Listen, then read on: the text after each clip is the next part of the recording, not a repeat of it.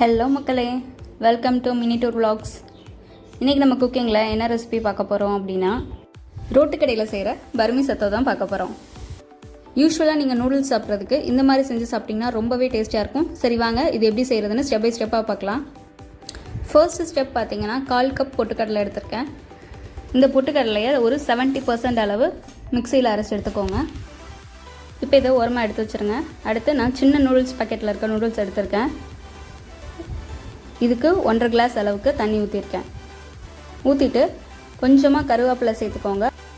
அப்போ தான் நூடுல்ஸ்க்கு flavour enhance பண்ணி கொடுக்கும். இப்போ இதில் 1 ஸ்பூன் ஆயில் சேர்த்துக்கலாம். இது இப்போ நம்ம பாயில் பண்ண ஆரம்பிச்சிடலாம்.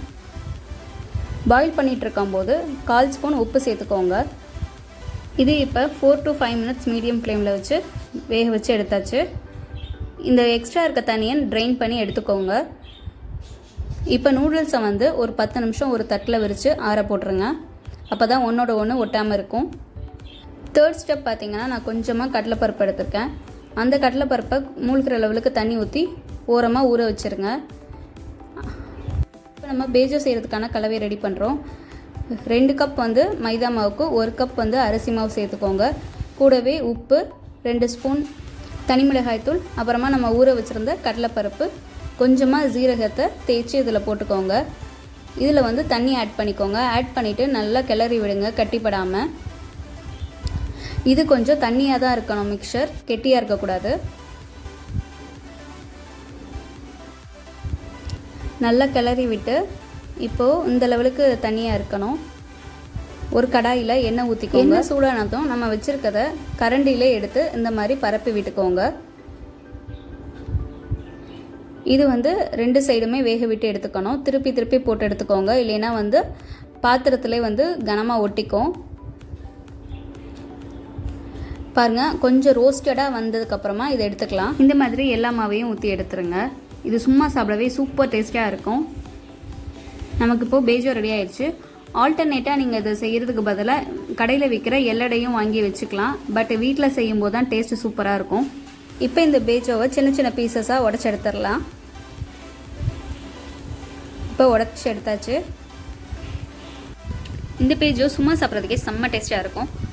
அதுக்கடுத்த ஸ்டெப் பார்த்திங்கன்னா, ஒரு எலுமிச்சை சைஸ் புளி எடுத்திருக்கேன். அதில் லைட்டாக உப்பு சேர்த்து கொஞ்சமாக வாட்டர் ஆட் பண்ணிக்கோங்க. இப்போ இந்த புளியை நல்லா கரைச்சி எடுத்துக்கோங்க. இப்போ இதை எடுத்து வச்சுட்டு அடுத்த ஸ்டெப், அத்தோவுக்கு தேவையான வெஜிடபிள்ஸ் கட் பண்ணி எடுத்துகிட்டு வந்துடலாம். இங்கே ஒரு 15 பல் பூண்டை சின்ன சின்னமாக கட் பண்ணி வச்சுருக்கேன்.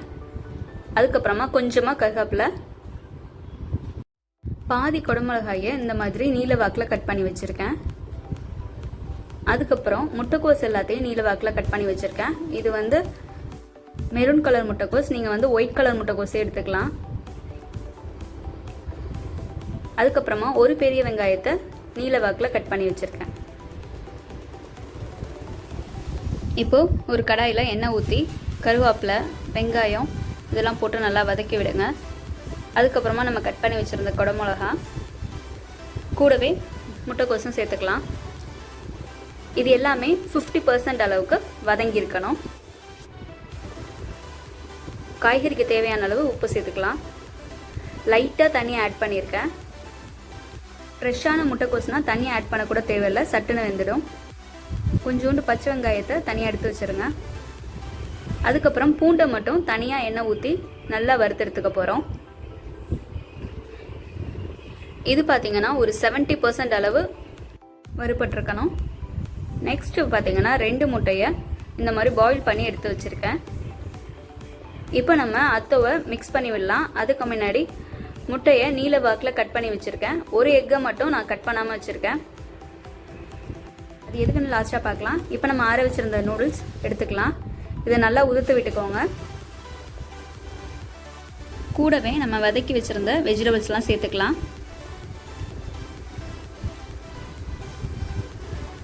கொஞ்சமாக பச்சை வெங்காயம் எடுத்து வச்சுருந்தோம் இல்லையா, அதை மிக்ஸ் பண்ணிக்கலாம். எக்கை நீல வாக்கில் கட் பண்ணி வச்சுருந்ததை இதுக்குள்ளே போட்டுக்கலாம். அப்புறமா பூண்டு வறுத்து வச்சுருந்ததை சேர்த்துக்கிறோம். சின்ன சின்னமாக உடச்சி வச்சுருந்த பேஜோவை சேர்த்துக்கலாம். அதுக்கப்புறம் ஃபஸ்ட்டு ஸ்டார்டிங்கில் நம்ம செஞ்சு வச்சோம் இல்லையா பொட்டுக்கடலை பொடி, அதையும் சேர்த்துக்கலாம்.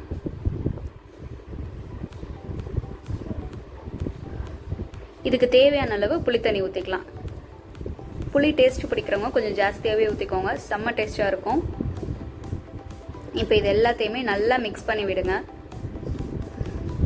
இப்போ 1 ஸ்பூன் தனி மிளகாத்தூள் சேர்த்துக்கலாம், லைட்டாக காரத்துக்கு. இப்போ நம்ம வச்சுருந்த அந்த ஒரு எக்கை நடுவில் வகுந்து எடுத்துக்கலாம். இதில் பார்த்தீங்கன்னா நம்ம சேர்த்து வச்சுருந்த வெஜிடபிள்ஸை கொஞ்சம் வைங்க. அதுக்கப்புறமா ஒரு பேஜோ, அதுக்கப்புறமா ஒரு பச்சை வெங்காயத்தை எடுத்து அதில் வச்சுக்கோங்க. கூடவே நம்ம சேர்த்து வச்சுருந்த பேஜோவை சேர்த்துக்கலாம். இது கூட கொஞ்சமாக தனி மிளகாத்தூளும் புளி தண்ணியும் சேர்த்துக்கலாம். இப்போ நமக்கு எக் பேஜோ ரெடி. இது சும்மா சாப்பிட்றதுக்கு செம்ம டேஸ்டாக இருக்கும். கண்டிப்பாக அத்தோ செய்யும் போது இதையும் கூட சேர்த்து செய்யுங்க. இப்போ நமக்கு பர்ஃபெக்டான அத்தோ வித் எக் பேஜோ ரெடி ஆயிடுச்சு. இப்போ டேஸ்ட் பண்ணலாம். செம்ம டேஸ்டாக இருக்குது. இதை கடையில் வாங்காமல் ஒரு டைம் அது வீட்டில் செஞ்சு கொடுங்க. அதுக்கப்புறம் கடையில் வாங்குறதே மறந்துடுவீங்க, ஏன்னா இது அவ்வளோ டேஸ்ட்டாக இருக்கும். இந்த வீடியோ எப்படி இருந்ததுன்னு கீழே கமெண்ட் பண்ணுங்கள். பிடிச்சிருந்தா ஒரு லைக்கை தட்டி விடுங்க. அப்புறம் மினி டூர் விளாக்ஸ் சேனலுக்கு சப்ஸ்கிரைப் பண்ணிக்கோங்க. கூடவே கீழே இருக்க பெல் ஐக்கானை கிளிக் பண்ணிக்கோங்க. அப்போ தான் நம்ம போகிற வீடியோஸ்லாம் டான் வந்து சேரும்.